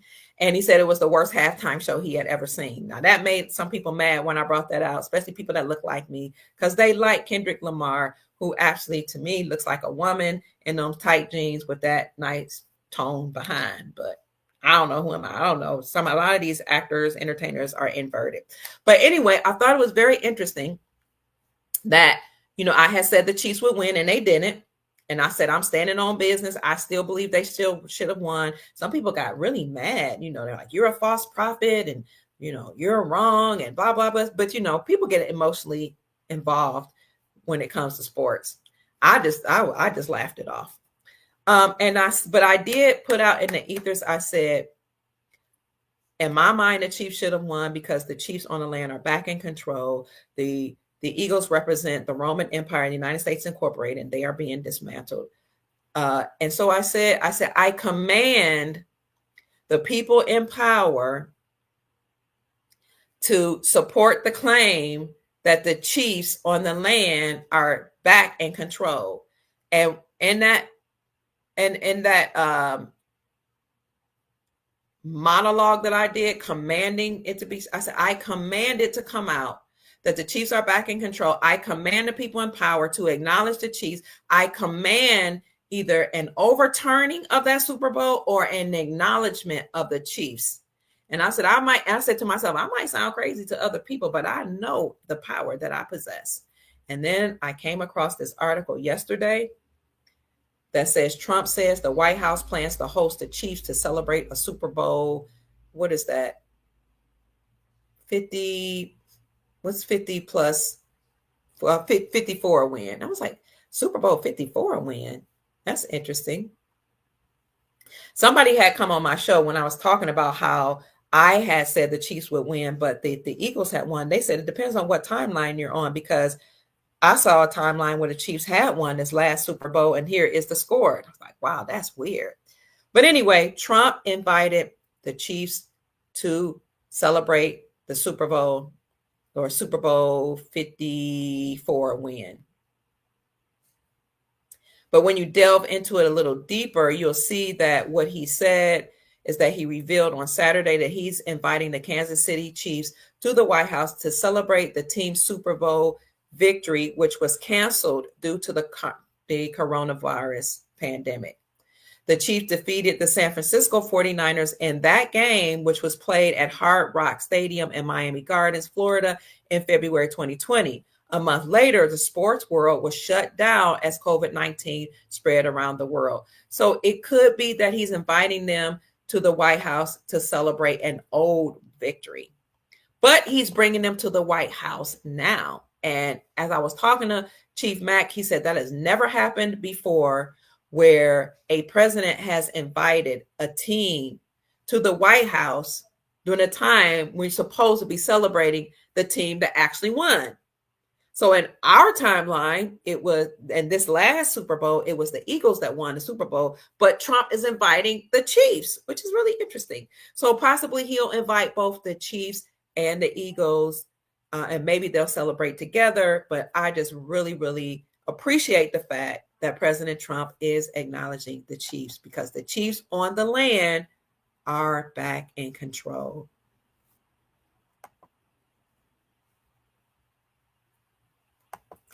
Kendra Lamar is what, you know what, David Schroeder, I was trying so hard not to say Kendra Lamar. I was trying. That's what came to my mind when I said Kendrick. I was like, let me be as respectful as possible. Yeah, that halftime show really did suck. I thought it was the worst I'd ever seen. Oh, the title of John's book? Sure, Divine Hazel. Here's the title of the book. It's called The Historian's Tale: The Amazing Return of President Kennedy's Son, written by John Fitzgerald Kennedy Jr. and Mary Maxwell. You can get it on Lulu, or you can get it on his website. And his website is therealjohnfkennedyjr.com.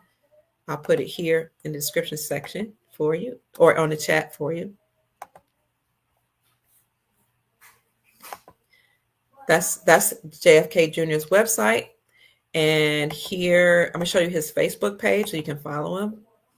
His Facebook page is actually under his government name, or his given name, once he was sold to the Quigley family. David Quigley here. That's what it looks like. He's got his dad here. That's him in the front. See? 4,600 friends. If you want to send him a gift, this is his post office box. Post office box 21552, Bullhead City, Arizona. Zip code 86439.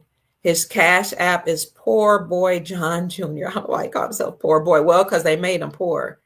They did. They prevented him from getting certain jobs. They watch you when you're part of the deep state. Rena Houston, Whitney's eldest child that was sold into child sex trafficking, taught me that. They watch everything you do. They send lovers to you. You think you're meeting somebody organically and you're falling in love. They sent them to you.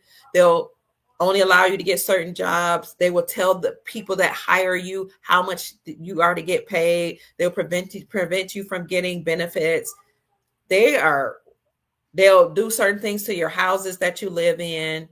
They put a chip in you when you're born. They follow you. They manipulate you. They mind control you. It's crazy. But if you care to send him a Cash App, John Fitzgerald Kennedy Jr. is $ Poor Boy John Jr. $POORBOYJOHNJR. So that is his Facebook page. And he calls his people or his supporters the Lions, because we roar very loudly. We share information. We tell the truth as we know it. And his YouTube channel here, John Fitzgerald Kennedy Jr., has 4,708 subscribers. And he has 317 videos right now. I'm telling you that because there are many fake accounts. The Deep State has dismantled a lot of his TikTok channels. They dismantled his YouTube channels, his Facebook channels. You have to keep coming back. So this is what it looks like here. And I do have he put some of my videos up here, so I'm very appreciative. And I'll put that in the chat for you. So family, please support him as you are able. And we greatly appreciate that. And for you guys that Haven't heard his story? John Fitzgerald Kennedy Jr. is the real living son of JFK Sr.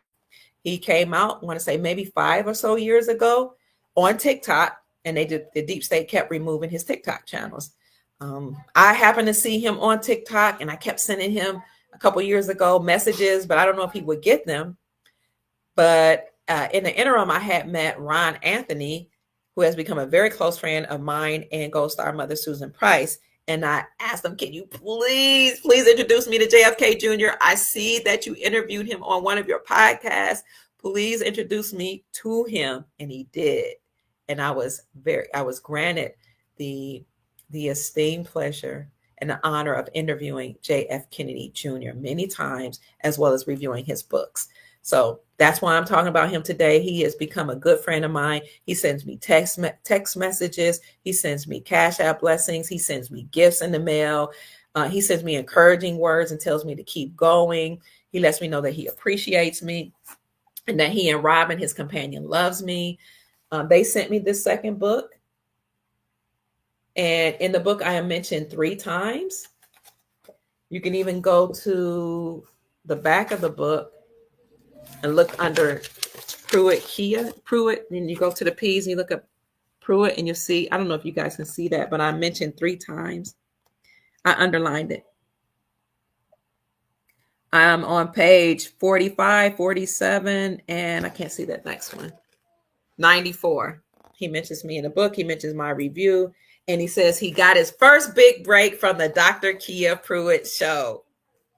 So I am honored to know and to have met John Fitzgerald Kennedy Jr., a living legend, the son of the real JFK Sr. I am honored to know Rena Houston, Whitney Houston's daughter. I actually went to go see Rena and spend time with her and her daughter. I'm going to see her, and I'm trying to take her and her daughter out. She's blessing me with gifts, me and my son. Just a beautiful soul, a gentle soul. These children of Hollywood actors and entertainers and politicians have been put through a lot of trauma, and yet they are very loving and very gentle and very kind. Oh my gosh, Michelle, it's good to see you, sister. I didn't even think about that. How ironic. They put me on page 45 and 47. Oh my gosh. President Trump is the 45th president, or was the 45th president of the United States. And now he's the 47th president. They put me on page 45, 47, and 94. And 9 plus 4 is 13. Well, wouldn't you know? And 13 is actually a blessed number. It is a number that the ancients used to work with in order to bring in prosperity, victory, abundance. The deep state tells us 13 is an ominous number, but it's a very high vibrational frequency that comes along with 13. Thank you for bringing that up. That's amazing. I think Arena will do an interview, my girl. Thank you for asking, because she wants to do one with me and JFK Jr. and our friend Ron Anthony, who we all share in common. Crystal says, you're so inspirational and uplifting. You truly have a beautiful soul. Thank you, Sister Crystal Gold. When is she going to give an interview? I don't know. I'm going to have to call her. Aaron said, Michelle beat you to the punch. Michelle is a very dear person to me, a good friend. She and I have been knowing each other on Facebook for a long time. We even have a personal group with her, this sister Monique, and sometimes we'll share information. But Aaron says, Michelle, you beat her to the punch. She noticed that I was mentioned on pages 45 and 47. Yes, Trump is the president. Rich Pritch says 45, 47. That's amazing. Anything else we need to bring up, family? I just wanted to give you that information and give you my short review on the book, The Historian's Tale, The Amazing Return of President Kennedy's Son.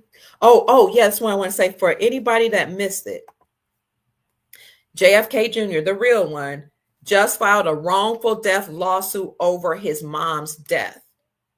And I'm so happy about that. There's a woman by the name of Sweet Tea. She's a part of our club, the Lions Club, that supports JFK Jr., who announced it on her page, and she tagged me in it. And I re-announced it, and then JFK Jr. put it on his page and said, "Thank you, Dr. Pruitt, for mentioning this." Let me see if I can bring it up.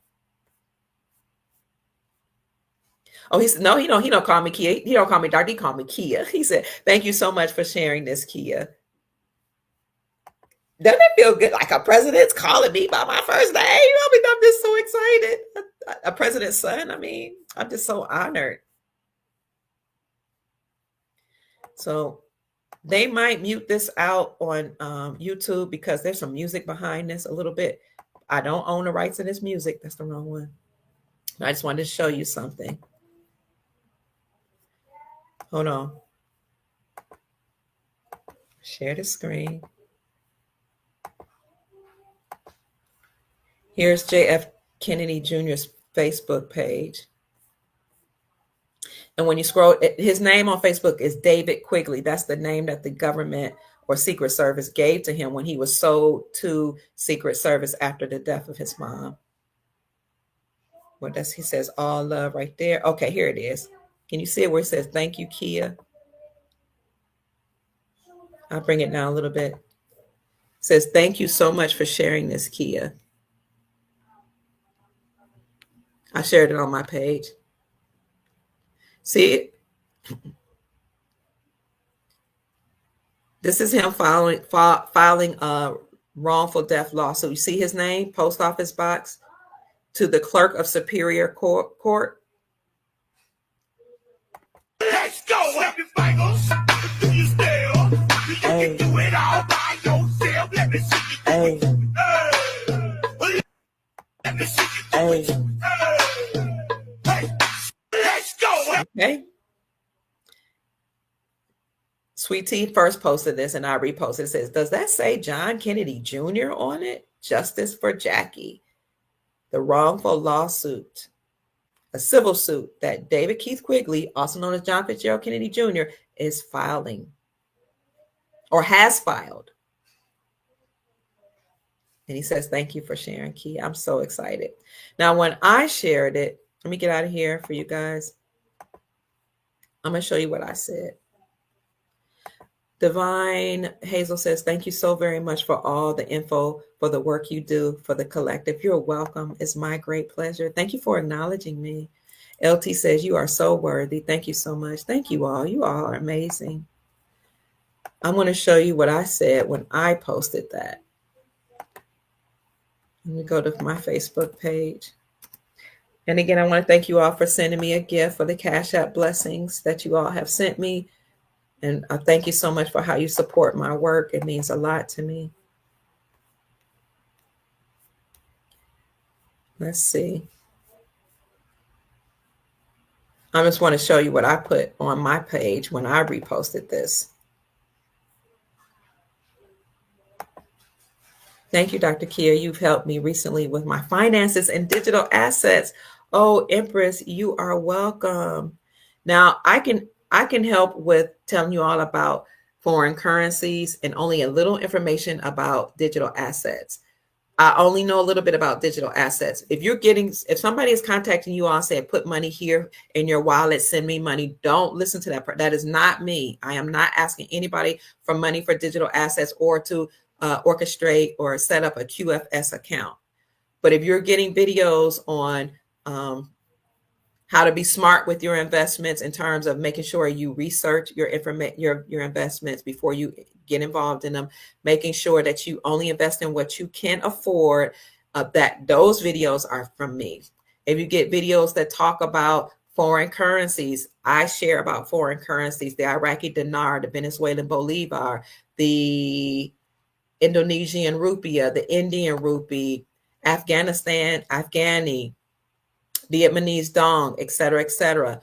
I also talk about silver and gold. And I share that information so that we can ensure that our bloodline is secure financially. We want to leave a legacy for our bloodline, for our children and our posterity, meaning our children's children. And we desire to help the human family, period. Those digital assets that have been depreciated that will appreciate over time. It's going to make many of you wealthy. The foreign currencies will make you wealthy. Investing silver and gold will make you wealthy because those assets all appreciate.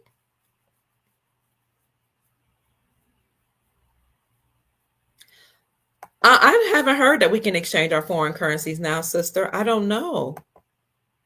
I'm not sure. I'm waiting until the deep state, until it's been officially announced that the deep state has been dismantled, because I don't want them to steal my money or re-empower themselves. So I'm just waiting. That's what I'm waiting on.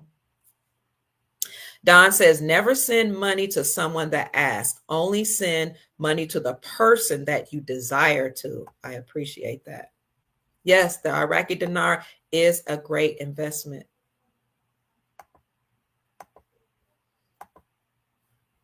So on my Facebook page, when I announced that JFK Jr. was filing a wrongful death lawsuit in the death of his mom, Jacqueline Kennedy, I put on my Facebook page that I read JFK Kennedy Jr.'s book, JFK Jr., aka David Quigley's second book, where he said that he might file a wrongful death lawsuit or a civil case over the unaliving of his parents. But I'm so glad that he decided to move forward and do so. Yes, JFK Jr. is indeed alive. He was hidden in protective custody while George Onassis, his stepbrother, played the role of JFK Jr. I described it here and I showed a link. So you can look at all my on Rumble or YouTube and you'll see I've done interviews and I've shared reviews on his books. We all must know how sinister our so-called government has been.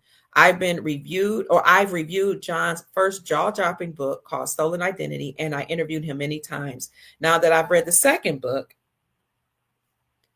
which is a phenomenal historical account of what happened to him, his mom, his sister, his dad, JFK Sr., as well as his other family members, it's time for me to do a podcast reviewing the second book, The Historian's Tale, The Amazing Return of President Kennedy's Son. Make sure you catch it. In the meantime, purchase JF Kennedy books here at the realjohnfkennedykjr.com website. And then he reposted that on his page. So that's about it, family. I just wanted to share that with you, share all this information with you. I love you so much. I appreciate you for being here, for making me relevant, for listening to me, whether you agree or not, for sharing monetary blessings through my Cash App. My Cash App is on the ticker here. It's $ Mama Kia 13. That is how I use that money to do more research. I use that money to travel. I use that money sometimes to eat. Because YouTube, my YouTube channel, like I see it making money, and then I don't know how they do, but now the money just, you can see this is how much you've made so far, and it just shrink by the hundreds, by 1,000. I'm like, oh my God, and it's just shrinking. I was like, gosh, you guys already took down all my pages where you literally owe me thousands, tens of thousands of dollars, won't pay me back, even though I keep asking you, sending you letters, even commanding and demanding you to do so. But now on the new channel, you're like, I don't know, saying that you're going to stop paying me whatever I make. But that's okay, because I'm still here and you all send me a blessing. My Cash App is $ Mama Kia 13. I appreciate it. I appreciate you supporting John and all of the people that come on my show. I appreciate you supporting each other, sending love in the chat, sending me intel and information to report on. I just appreciate and love you all so much. And having said that, family, stay encouraged. It doesn't matter what things look like. It doesn't matter how the deep state and mainstream media will try to spin the news. There are benevolent factors like an Earth Alliance, like the Grand Army of the Republic, like a military, like a galactic federation or family of beings that are supporting us in taking down the deep state. They have tasked President Trump, who is under court order, or I don't know if you can call it Supreme Court, higher court, world court order, but he has been given the order to take down and demolish the deep state. It is happening, family. And I will continue to bring up all the news as I receive it. And I will continue to be here for as long as I can. But at some point, I will disappear from social media. I'm tired and I'm ready to get on with humanitarian projects. And I'm ready to live for myself and my posterity. But in the meantime, we are doing the work that we were sent to do. And I appreciate you all for embracing me, loving me, and acknowledging me as part of your soul family. I honor you for allowing me to be part of your soul family. So Lisa says 4 plus 5 equals 9, or 94 equals 94. 9 equals 9. 4 plus 7, 11. Many numbers. Trump is speaking about 9/11 as well. No idea what all of this is meaning. Wow. Love Being Nubian says, I have my reasons. You average Joe. You're welcome, Joyce. And my sister friend Michelle sends love. So family, that's it. My name is Dr. Kia Pruitt. I hope I've said something to raise your vibrations and inspire you to create the most amazing, magnificent life that you desire and deserve. Go make this a great day. Mwah.